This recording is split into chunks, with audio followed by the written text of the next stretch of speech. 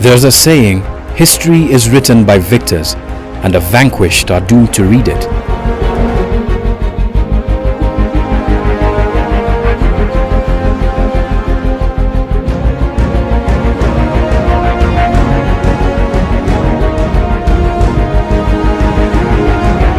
The Mau Mau is a lawless and savage organization.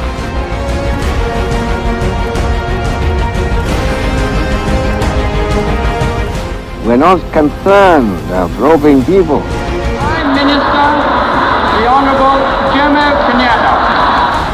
But what we want to get is power. We want to rule our country.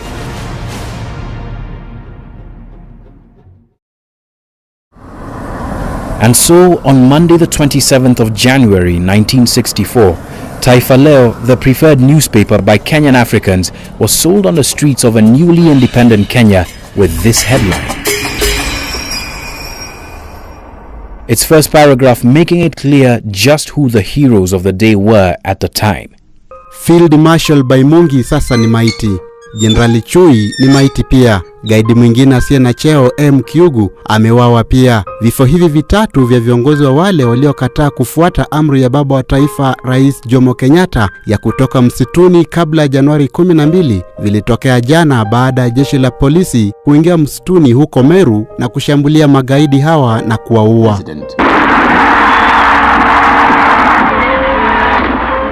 Just 3 months before the killing of these quote-unquote terrorists, the fireworks that had lit up the country's night sky as midnight struck on the 12th of December was still a conversation piece for those who were there to see them. This enigmatic figure was no longer a man to be spoken of in whispers. The legend of a man, Jomo Kenyatta, was now firmly in control of the country. And Field Marshal Baimungi Marete, Dedan Kimathi's chosen leader of the Mau Mau front in Meru, was still among those who today are called national heroes, freedom fighters. In 3 short months though, Baimungi's status would transform from brother-in-arms to power-hungry rebel, a dangerous man not to be trusted, a causeless rebel who was to be gunned down.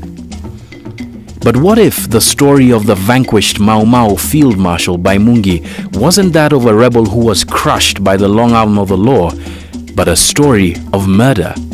The slaying of a man who succeeded Dedan Kimathi as one of the highest-ranking Mau Mau fighters in the country, a knife in the back of the emancipation movement, and Kenya's first post-independence assassination. What if, in Field Marshal Baimungi Marete's brutal end, is a story of one of Kenya's most controversial assets, its land?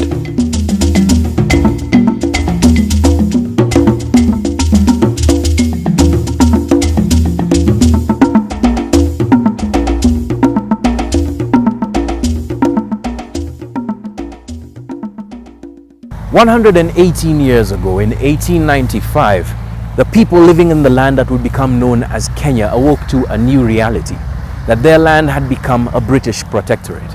Many of them didn't even know what that meant, but they would soon enough, because that reality would soon be followed by the boots and the bullets of soldiers that would come to enforce the will of the United Kingdom on Kenyans.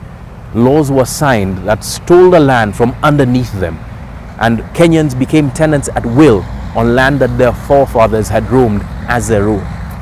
But the will of the people would not be denied, and they were forced into a struggle that culminated in a joyous ceremony on the 12th of December 1963, when the Union Jack came down and Kenya rose as a newly independent African state. But the joy that was felt on that day and days to follow would soon be replaced by bewilderment, because the land that people had fought for would be retained by a new class of leaders, Kenyan leaders, who used the same laws that colonialists had to retain this very precious resource.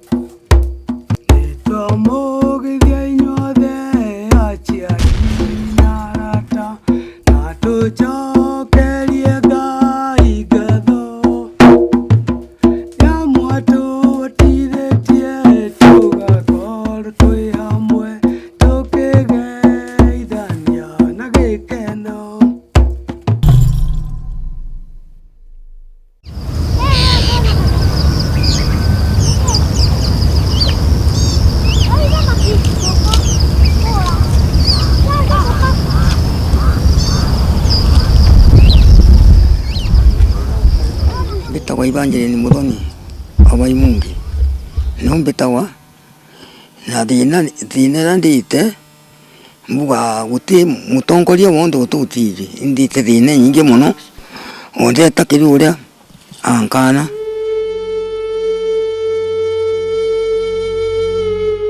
Evangeline Muthoni Baimungi was 37 years old when her husband was killed. A rare photograph of the young bride shows a strong, stoic-looking woman. She was at a government gathering where she had asked to be shown where Baimungi had been buried. 50 years later, her piercing stare has yet to set itself upon her husband's grave. Mukuru no ba mbonye trikari mbonye yao kerezi nada dikirwe. Nada dikirwe ni mbonwe. No tonta amenya ikirwo. She was particularly bitter. To her, the betrayal of a man who was among the first soldiers to commit themselves to the cause of the Mau Mau was more obvious than the mountain that silently watched this twist in his story unfold.